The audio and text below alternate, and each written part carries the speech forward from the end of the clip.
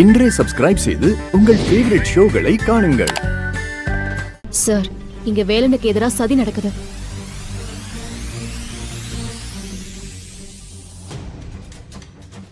வேலனை கட்டாயப்படுத்தி நான் தான் கொலை பண்ணேன்னு ஒத்துக்க வைக்க பாக்குறாங்க.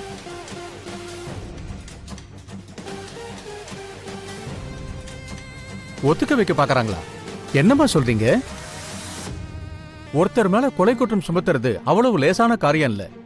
அதுக்கான ஆதாரமும் சாட்சியும் தான் அவர் கொலை பண்ணாரா இல்லையான்னு முடிவு பண்ணும். ஆனால் இந்த வழக்கை பொறுத்த வரைக்கும் கொலை குற்றம் சாட்டப்பட்டிருக்கும் வேலனே எதுவும் பேசாமல் எதிர்த்தரப்பு வக்கீல் வாதங்களுக்கு மறுப்பும் தெரிவிக்காம அமைதியா நிக்கிறாரு. அதுக்கு என்ன காரணம்?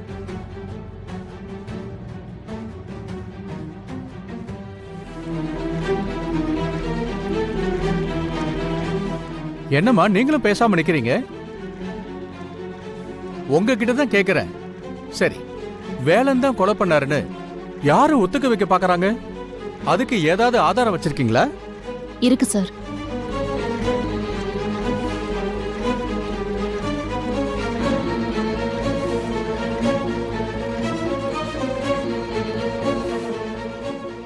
செட்டில்மெண்ட் ரொம்ப பெருசு.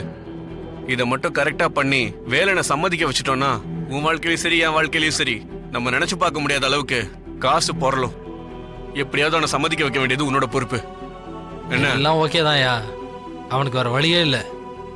அநேகமா ஒத்துப்பான்னு நினைக்கிறேன்.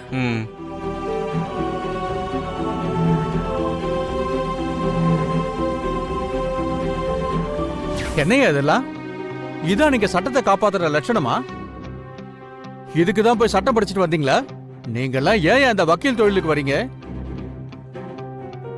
நீங்க அவங்கள காப்பாத்துவீங்கிற நம்பிக்கையில தான் உங்ககிட்ட அவங்க எல்லாத்தையும் சொல்றாங்க. ஆனா கேவலம் பணத்துக்காக இவ்வளவு கீழ்த்தரமா நடந்துக்கிறீங்களே.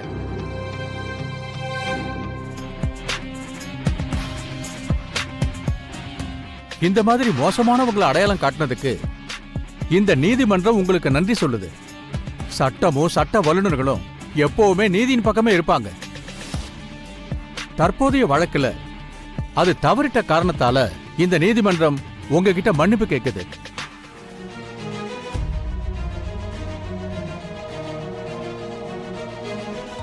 திருட்டு பசங்களா கூடவே இருந்துகிட்டு இப்படி குழிபறிக்க பாத்துட்டீங்களா? நீங்களாம் நல்லா இருப்பீங்களாடா, நாசமா போனவனுங்களா? உங்களுக்கு அரசு தரப்புல இருந்து வக்கீல் வேணுமா? சார், எனக்கு யார் மேலேயும் நம்பிக்கை வர மாட்டேங்குது. அதனால நானே இந்த வழக்கு நடத்துறதுக்கு நீங்க அனுமதி தரணும்னு நான் பணிவா கேட்டுக்கிறேன்.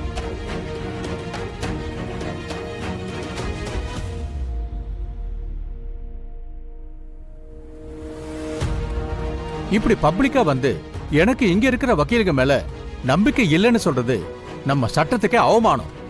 ஆனா அவங்க சொல்றதுலயும் ஒரு நியாயம் இருக்கு. அதனால உங்க தரப்பு வாதங்களை நீங்க எடுத்து வைக்கிறதுக்கு உங்களுக்கு ஸ்பெஷல் பர்மிஷன் கொடுக்கறேன். Thank you sir.